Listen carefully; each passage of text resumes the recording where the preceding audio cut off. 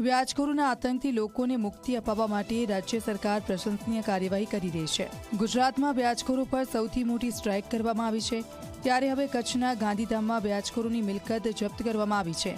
આવા પગલાં આખા દેશમાં પ્રથમવાર લેવામાં આવ્યા છે।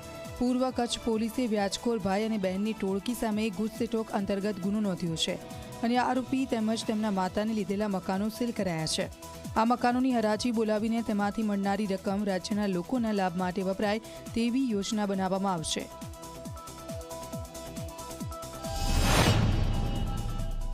દેશના ઇતિહાસમાં બી આ પહેલીવાર થયું હશે કે વ્યાજખોરો વિરુદ્ધ ગુનો દાખલ થાય, ગુના પછી ગુજસીટોક કરવામાં આવે, ગુજસીટોક જોડે જોડે વ્યાજની રકમથી બનાવેલી જે પ્રોપર્ટીઓ છે એ પ્રોપર્ટીઓને જપ્ત કરવામાં આવે અને આ જપ્ત કરાયેલી પ્રોપર્ટી એ આવનારા દિવસોમાં એની હરાજી બોલાવીને રાજ્યના નાગરિકોના હિતમાં એ રૂપિયા વપરાય તે માટેની વ્યવસ્થા કરવામાં આવે।